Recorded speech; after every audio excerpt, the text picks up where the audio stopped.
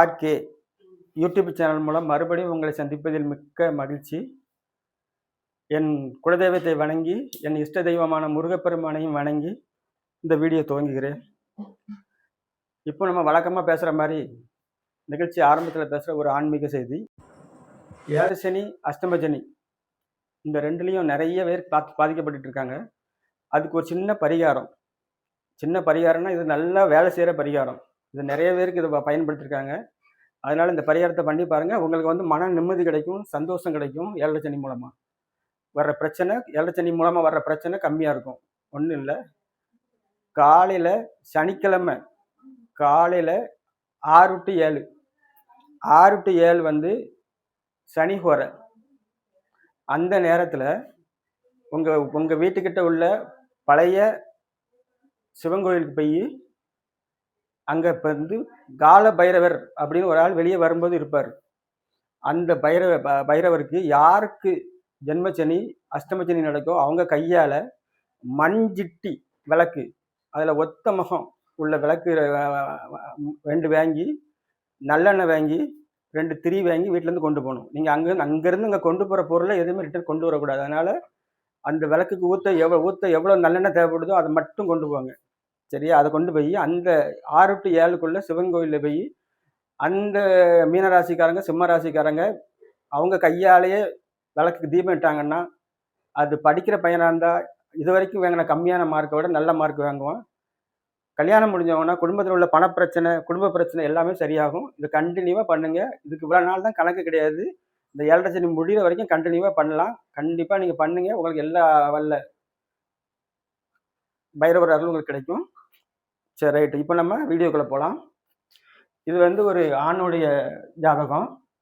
இந்த ஜாதகத்தில் வந்து அவங்க பிறந்த டேட் வந்து 15/4/1977. அவங்க பிறந்த நேரம் விடிய காலம் 3:47:50 AM. பிறந்த ஊர் தூத்துக்குடி.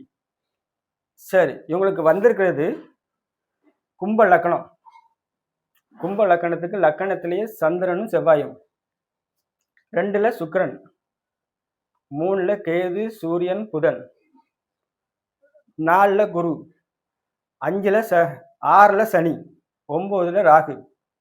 இந்த ஜாதகர் வந்து ஒரு 8 வருஷத்துக்கு முன்னாடி என்கிட்ட பார்த்தாங்க. அப்போ நான் கொஞ்சம் டக்குன்னு சொல்லிடுவேன். இப்போ கொஞ்சம் யோசனை பண்ணி சொல்லுவேன். ஆனால் அவங்களுக்கு பார்த்த உடனே கல்யாணம் எப்போ முடியும் அப்படிங்கிற மாதிரி வந்து பார்த்தாங்க. அப்போ பார்த்துட்டு கல்யாண யோகமே உங்களுக்கு சரியா இல்லையே அப்படின்னு சொல்லி நல்லா ட்ரை பண்ணுங்க, அப்போ தான் கல்யாணம் முடியும், ஆனால் முடியறதுக்கு ரொம்ப தடங்கள் இருக்குது அப்படின்னு சொல்லி முடிச்சிட்டேன். அதே ஜாதகர் போன வருஷம் என்னை வந்து பார்த்தாரு. இன்னும் கல்யாணம் முடியலை, எனக்கு கல்யாணம் முடியுமா அப்படின்னு கேட்டார். வாய்ப்பு ரொம்ப கம்மியாக இருக்குன்னு சொன்னால் அதை அவர் ஏற்றுக்கிட்டாரு. இருந்தாலும் இந்த கல்யாணமே இல்லை அப்படிங்கிறது வந்து ஒரு 100ல் ஒரு ஆளுக்குலாம் ஆகாது, லட்சத்தில் ஒரு ஆளுக்கு மட்டும்தான் கல்யாணம் அப்படிங்கிறது வந்து இல்லாமல் இருக்கும். அதனால நீங்கள் வந்து எல்லாத்துக்கும் இந்த ஆகும்னு நினைக்காதீங்க. கல்யாணம் ஆகாததுக்கு முதல்ல நம்மளுடைய விதிமுறைகளை முதல்ல சொல்லிக்கிறேன். இந்த விதிமுறைகள் வந்து எல்லாத்துக்கும் பொருந்தும். யாருக்கெல்லாம் கல்யாணம் ஆகாமல் இருக்கோ அவங்களுக்கு எல்லாமே பொருந்தும். சரியா? அதாவது ஒரு ஜாதகத்தில் லக்னாதிபதி வலுவாக இருக்கணும். அடுத்தப்ப 7ஆம் வீடு 7ஆம் வீட்டுக்கு அதிபதி இதுவும் வலுவாக இருக்கணும். 5வது வீடு 5ஆம் வீட்டுக்கு அதிபதி குரு, இவங்களும் வலுவாக இருக்கணும். லக்னாதிபதி வலுவாக இருக்கணும். 7ஆம் இடமும் வலுவாக இருக்கணும். 7ஆம் வீட்டுக்கு அதிபதியும் வலுவாக இருக்கணும்.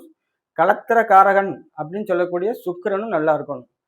அதே மாதிரி 5ஆம் வீட்டுக்கு அதிபதியும் நல்லா இருக்கணும். 5வது வீட்லையும் பாவகிரகம் இருக்கக்கூடாது.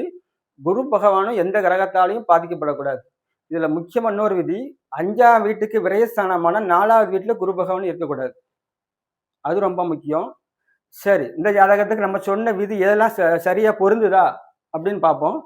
இந்த ஜாதகத்திற்கு கும்ப லக்னம், லக்னாதிபதி சனி 6ல், 7ஆம் வீட்டுக்கு 12ல், 6ஆம் வீட்டுக்கு அதிபதி லக்கணத்தில்.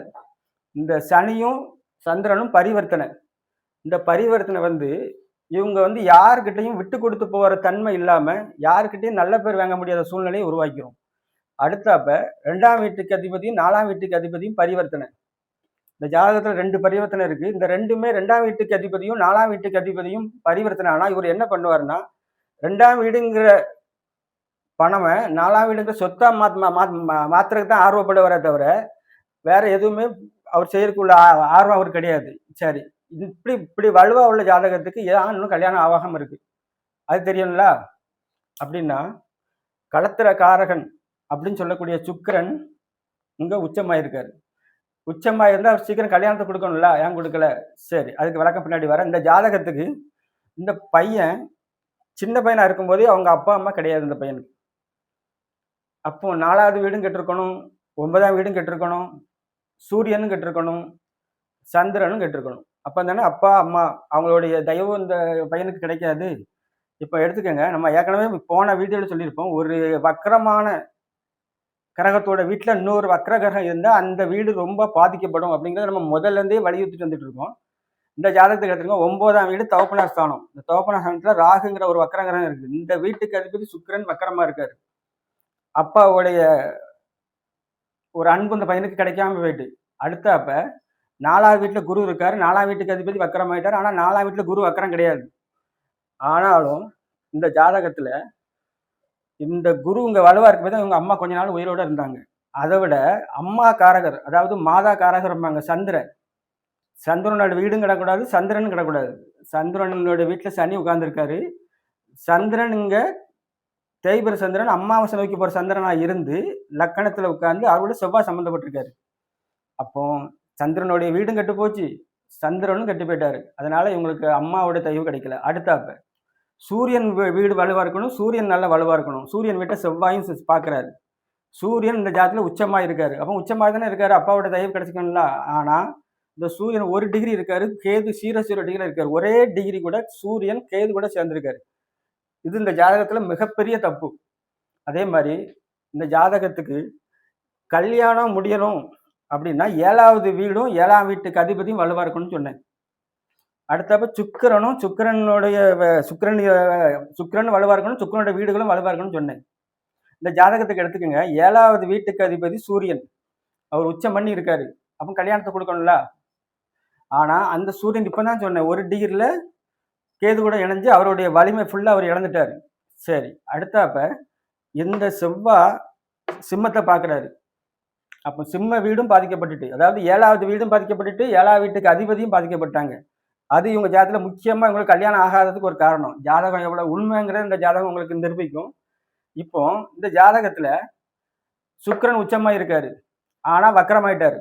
வக்கரமானால் அந்த கிரகம் தன் இயல்பை மறந்துடும். சுக்கிரங்கிற காம சுகத்தை இவருக்கு கொடுக்கறதுக்கு மறந்துட்டு அந்த சுக்கிரன் அவர் பணத்தை மட்டும் தான் கொடுக்காரு. இன்னொன்று, இந்த ஜாதகத்தில் சுக்கிரன் 17 டிகிரி, சனி 16 டிகிரி.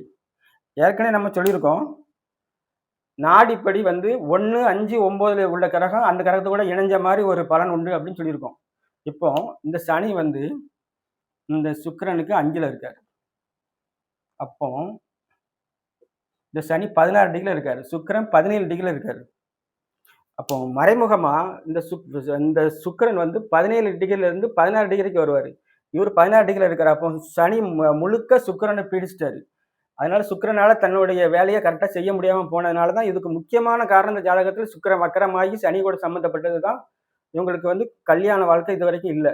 இப்போ அடுத்தப்ப இந்த ஜாதகருக்கு 4ல் குரு இருக்காரு, அங்கேருந்து 8ஆம் வீட்டை பார்க்குறாரு.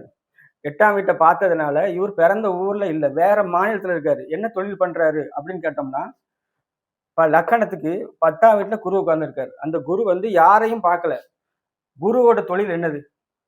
ஏதாவது இவருக்கு புதன் சூரியன் கூட சேர்ந்திருக்காரு, கேதோட சேர்ந்தனால அதிகமாக படிக்கலை. ஆனால் இவர் குரு சம்பந்தமான நகை சம்பந்தமான, அதாவது தங்க நகையை ஈடு பிடிக்கிறது, வாங்குறது, விற்கிறது, அந்த தொழில் இருக்காரு. அதுக்கு காரணம் இந்த குரு தான்.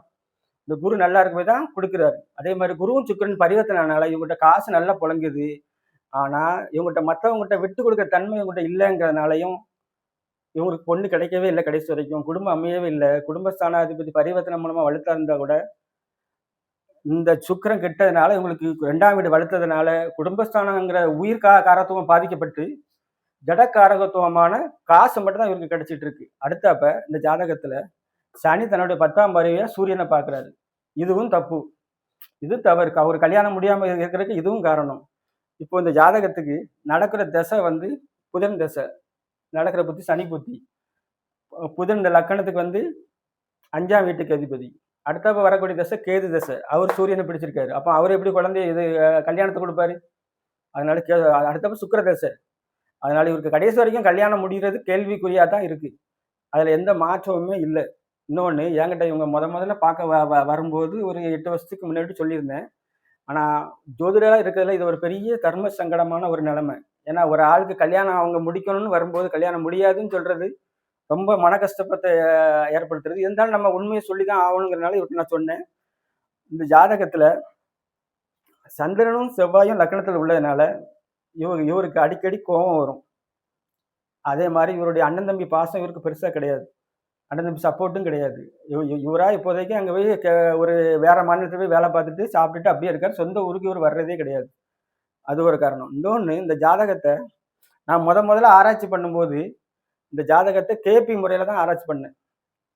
அந்த கேபி முறையில் துல்லியமாக அந்த ஜாதகத்துக்கு கல்யாணம் முடியாதுங்கிறத காமிச்சுது. அதனால கேபிங்கிற முறை எல்லாத்துக்குமே ரொம்ப சாதாரணமான சின்ன முறை தான். அந்த முறையை நீங்கள் படிச்சீங்கன்னா ரொம்ப ஈஸியாக புரிஞ்சுக்கலாம். நம்ம அடுத்த வீடியோ இந்த ஜாதகத்தை பற்றி கேபி முறையில் எப்படி பலன் எடுக்கலாம் அப்படிங்கிறது நம்ம அடுத்த வீடியோ போடுவோம். அதனால் இந்த ஜாதகம் கல்யாணம் முடிகிறதுக்கு வாய்ப்பே இல்லைன்னு சொல்லி எல்லாம் வல்ல முருகப்பெருமானை வணங்கி இந்த காணொலியை பார்க்கும் அனைவரும் எல்லா வசதியும் பெற்று நல்லபடி வாழ வணங்குகிறேன். வாழ்க வளமுடன்.